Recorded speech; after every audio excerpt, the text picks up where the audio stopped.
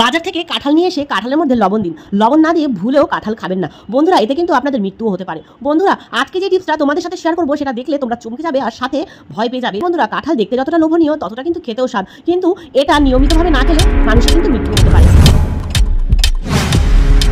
Hey guys, আসসালামু আলাইকুম, কেমন আছেন সবাই? আশা করি আল্লাহর রহমতে সবাই ভালো আছেন আর আমি অনেক বেশি ভালো আছি। চলে এসেছি আবার টিপস নিয়ে। বন্ধুরা এই গরমে কাঁঠাল কাদের বাড়িতে এখনো পর্যন্ত খাওয়া হয়নি তারা কিন্তু ভিডিওটা দেখলে এরপর থেকে এইভাবেই কাঁঠাল খাবেন। আর যারা যারা এখনও পর্যন্ত কাঁঠাল আগে খেয়ে ফেলেছেন তারা কিন্তু এই ভিডিওটা থেকে পরের কাঁঠালগুলো খোলার আগে এই টিপসটা অবশ্যই ফলো করবেন। বন্ধুরা বাজার থেকে আমরা কাঁঠাল নিয়ে এসে সঙ্গে সঙ্গে খুলে খেয়ে ফেলি, কিন্তু বন্ধুরা জানেন এই যে কাঁঠালের মধ্যে কত ফরমালিন মেশানো থাকে? তো ফরমালিন মেশানোর কারণে কিন্তু আমাদের শরীরের পক্ষে অনেকটা ক্ষতি হয়ে যায়। তো কাঁঠালকে কিভাবে ফরমালিন মুক্ত করবেন আর কিভাবে মিষ্টি করবেন আর ভালো করে পাকাবেন সেই টিপসটা আজকে কিন্তু আমি আপনাদের সাথে শেয়ার করব। বাজার থেকে কাঁঠাল নিয়ে আসার সাথে সাথেই দেখবেন কাঁঠালের মাথায় এই যে বোটার মধ্যে লাল লাল একটা কেমিক্যাল থাকে। তো এটা দেওয়াতে কিন্তু কাঁঠালটা পেকে যায়, কিন্তু অনেক সময় কি হয় কাঁচা থাকতেই কাঁঠাল বিক্রি হয়। তো আমি কিন্তু এইটা অল্প কাঁচা থাকতে নিয়ে এসেছিলাম, আর এখানে এই লাল লাল দেখতে পাচ্ছেন এই ফরমালিনটা কিন্তু অলরেডি মেশানো আছে। তো এই কাঁচা অবস্থায় আমি কিন্তু ঘরে নিয়ে এসে এই কাঁঠালটাকে পাকাবো। তো পাকা কাঁঠালটাকে কি করে মিষ্টি করব সেইটা আর এই ফরমালিনটাকে কি করে বিষমুক্ত করব সেইটাই তোমাদের সাথে আজকে শেয়ার করব। দেখো কাঁঠাল আনার সাথে সাথেই ঠিক এরকম 2-3 চামচ লবণ এই বোটার মধ্যে দিয়ে অন্তত 5 থেকে 7 ঘন্টা এই কাঁঠালটাকে রেখে দেবেন। আমি দুপুরবেলায় এইভাবে কাঁঠালের মধ্যে লবণ দিয়ে রেখে দিয়েছিলাম। এখন রাত্রেবেলায় আপনাদের ভাইয়া এসে কাঁঠালটাকে খুলবে। তো এই 7-8 ঘন্টায় কিন্তু কাঁঠালের ফরমালিনটা একদম নেই, একদম চলে গেছে বন্ধুরা। কারণ এই যে এই কাঁঠালের যে মুখটা গোলাপি দেখতে পাচ্ছিলেন ওটা কিন্তু সাদা হয়ে গেছে। আর এখন কিন্তু কাঁঠালটা অনেক মজার হবে খেতে আর অনেক মিষ্টি হবে।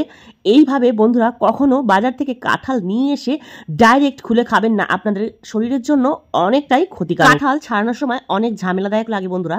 তো এই ঝামেলা মুক্ত করার জন্য সব সময় হাতের মধ্যে কিন্তু ভালো করে সর্ষের তেল মেখে নেবেন, নাহলে এই কাঁঠালের ভিতরে যে আঠাগুলো সেগুলো কিন্তু যেখানে সেখানে চিপকে যায়, সেগুলো ছাড়ানো কিন্তু মুশকিল হয়ে যায় আর অনেকক্ষণ সময় লেগে যায়। চিপকে যাওয়ার কারণে কিন্তু ঘেন্না লাগে।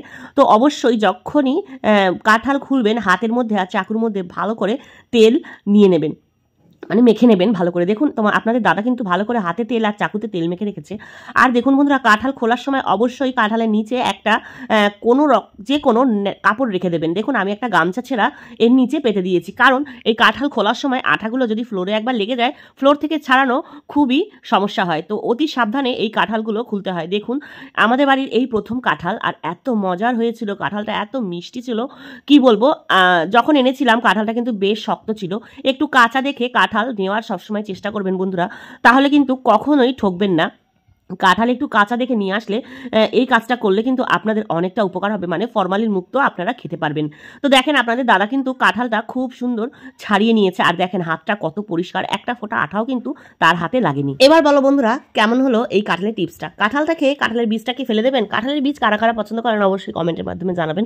কিন্তু কাঁঠালের এই বীজ ছাড়াতে ঝামেলা যা তা কি বলবো, আমার কাছে অনেক ঝামেলা মনে হয়। যারা যারা ঝামেলা মনে করেন না তারা কিভাবে কাটেন আমি জানি না, কিন্তু আমার ঝামেলা মনে হয় বলে আমি কিভাবে কাটি সেটা আপনাদের সাথে শেয়ার করব। প্রথমেই এই সাদা চামড়াগুলো ছাড়াতে কিন্তু বেশ কষ্ট হয়, আমার কিন্তু অনেক কষ্ট হয়, কিন্তু এখন আর কষ্ট হয় না। এই কাঁঠালের দানা ছাড়াতে ছাড়াতে অনেকেরই নোক ব্যথা হয়ে যায়, বা বটিতে কুচিয়ে কুচিয়ে খুলতে গেলেও অনেক সময় নোকে ব্যথা পায়। তো এটা কিন্তু একদম ইজিলিভাবে কিভাবে ছাড়াবে আমি কিন্তু আজকে সহজ পদ্ধতিটা তোমাদের সাথে শেয়ার করব। প্রথমে বলি বন্ধুরা, এই বীজটা যখনই তোমরা ছাড়াবে অনেকে সিটি লাগিয়ে নেয়, সিটি লাগালে কি হয় একদম গলে যায়, গলে যাওয়ার কারণে কিন্তু ভেঙে ভেঙে যায় রান্না করার সময়। তো আজকে আমি যে পদ্ধতিটা দেখাবো এটা গলবে না।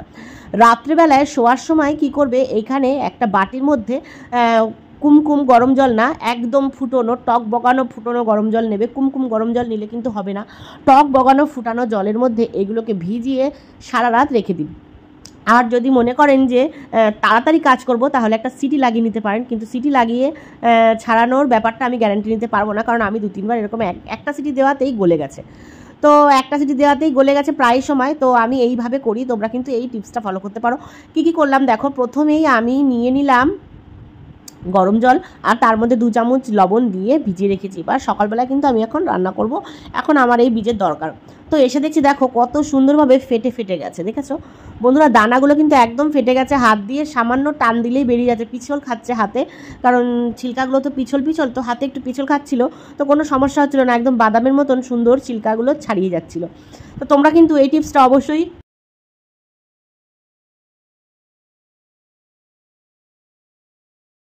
ফলো করতে পারো। বন্ধুরা আরেকটা কথা শেয়ার করি, অনেকেরই হাতে নখ থাকে বড় বড়, তারা কিন্তু নখ দিয়ে খবরদার এটাকে ছাড়াবে না, তাহলে তোমাদের নখ ভেঙে যাবে। তো তোমরা কি করবে, এই যে চাকু দিয়ে একটু কোণ করলেই কিন্তু এ দেখো ছিলকাটা একদম সুন্দরভাবে বেরিয়ে আসছে, একদম কোনো অসুবিধাই হচ্ছে না। আর এত নরম হয়ে গেছে এই উপরের ছিলকাটা বন্ধুরা, একদম হাতে হালকা চাপ দিলেই কিন্তু এটা ছাড়িয়ে যাচ্ছে, কোনো নখের প্রয়োজনও নেই।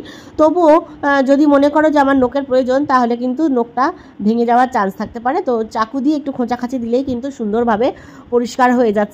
বন্ধুরা একদম নরম হয়ে যাবে না, আবার একদম শক্তও থাকবে না। আর একটা কথা তোমাদের বলি, যখন এটাকে ছাড়াবে মানে গরম পানিতে ভিজিয়ে রাখবে, ওই পানিটা কিন্তু ফেলবে না, ওই পানিটার মধ্যেই কিন্তু এটাকে ভিজিয়ে রাখবে। আর সকালবেলায় ঠান্ডা পানি দিয়ে ভুল করেও ধোবে না, এমনি নর্মাল জলটাকে ফেলে দিয়ে একটু হাওয়ায় শুকিয়ে নেবে, ভুল করেও ঠান্ডা পানি দেবে না।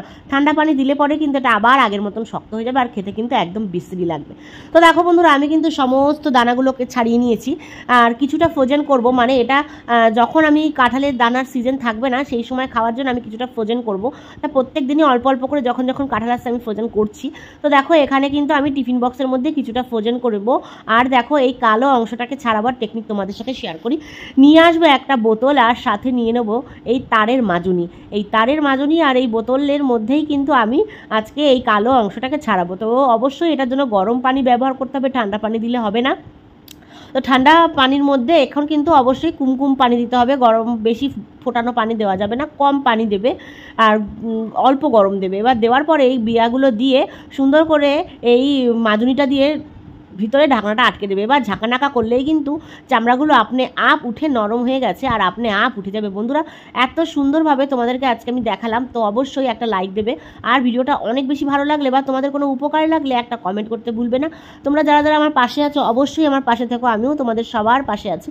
তো এবার দেখো আমি কিন্তু এটা ধুয়ে তোমাদেরকে দেখাচ্ছি কীরকম হয়েছে, বলো কতটা পরিষ্কার হয়েছে সেটাও বলবে, কতটা মানে কি হয়েছে তোমরা পুরোটাই কিন্তু কমেন্টের মাধ্যমে বলবে। অনেক অনেক অনেক ভালোবাসা দিয়ে তোমাদের জন্য ভিডিও তৈরি করি, তোমরা একটা কমেন্ট করলে কিন্তু আমার মনে কিন্তু খুবই আনন্দ হয়। তো দেখো পুরো সাদা হয়ে গেছে, আর এর মধ্যে একটা দুটো রয়েছে এরকম কালো চামড়া, তো ওটা হালকা আঙুল দিয়ে ঠেলা দিলেই কিন্তু ওই চামড়াটাও বেরিয়ে আসছে। বিশ্বাস করো আরও অনেকগুলো হতো এখানে দানা, আমি ছিলতেই কতটা অনেকটা খেয়ে নিয়েছি। এবার দেখো বন্ধুরা আমি কিছুটা ফ্রোজেন করেছি তোমাদের সামনে, ডিপ ফ্রিজে রেখে দিয়েছি, আর এইটুকুনি দেখো নিয়ে এসেছি। দেখো কি সুন্দর আঙুল দিয়ে হালকা চাপ দিচ্ছি আর সমস্ত বেরিয়ে যাচ্ছে। তো ভিডিওটা ভালো লাগে লাইক কমেন্ট করে পাশে থাকবেন। আল্লাহ হাফিজ।